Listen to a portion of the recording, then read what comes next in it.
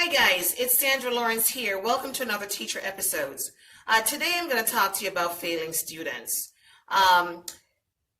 Students are failing, I believe, not because they do not want to be successful.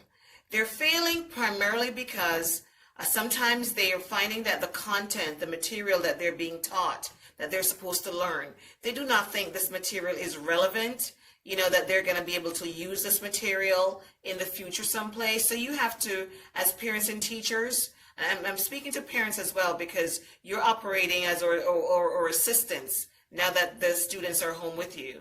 So we have to make sure that these students see the task at hand as being relevant, meaningful, meaning simply show them how they're going to use this knowledge that they're learning in their later years. Students sometimes also fail because they're not motivated.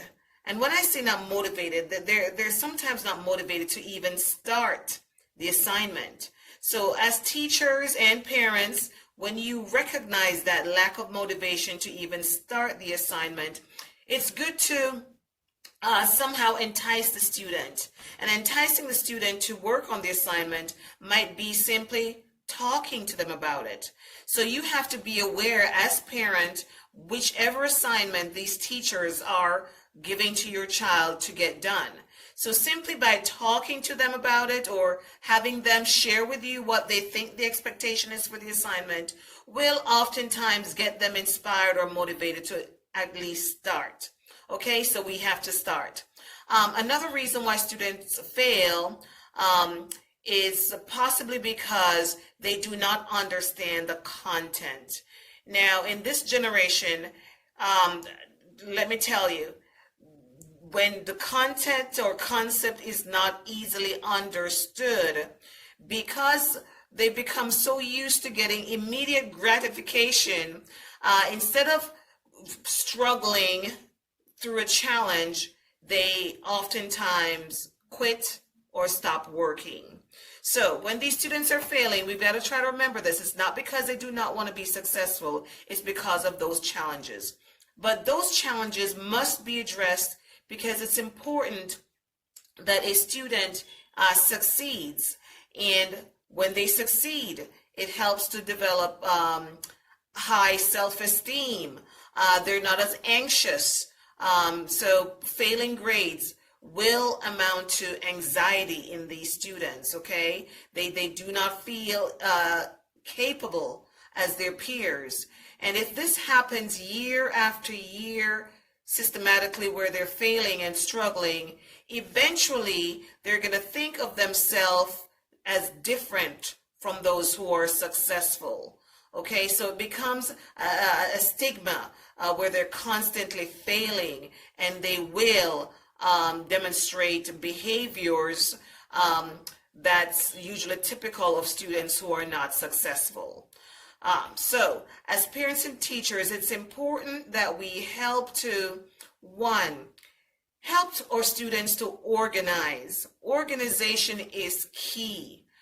Have your child have a binder, some sort of organization system where assignments are being kept, where homework or assignments to be done is scheduled. Something tangible where you can go as a parent or teacher and verify that that student is actually working on the assignment or have it documented where the work is to be done.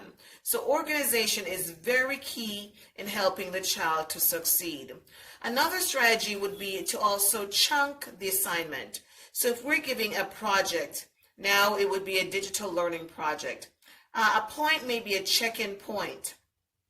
So rather than assigning the project and then leaving the student to work on the project independently or with a small group, establish a checking point maybe 3 days out from the time the assignment was given to have the students report to you, sharing their progress or any questions. So even if they have no questions, they should report to you with any progress they've made on the project. So that's called chunking the assignment. So chunking the assignment also helps in preventing them from being overwhelmed and also helps in that they are seeing the assignment in smaller portions. Also share with the student how doing this project will not only improve their grade, because you don't want everything to be about the grade, even though we know the grade is important, right? But you need to share with the student how this learning is going to impact them and have them become, I don't know, a more well-rounded citizen, and what it means to be a more well-rounded citizen, and how being a well-rounded citizen possibly could be beneficial to, I don't know, to society. All right, so there are some things we can do as teachers and parents to simply help these students that we're going to be seeing within the next couple of weeks as we put our grades together and as reports are sent home and teachers are reporting. There are some things that we can do to definitely help these students. Again, this is Sandra Lawrence sharing with you again on Teacher Episodes. Please don't forget to hit the like, subscribe, and if you hit that little bell notification, you will get notified whenever there's a new video. Thank you, and continue to stay safe.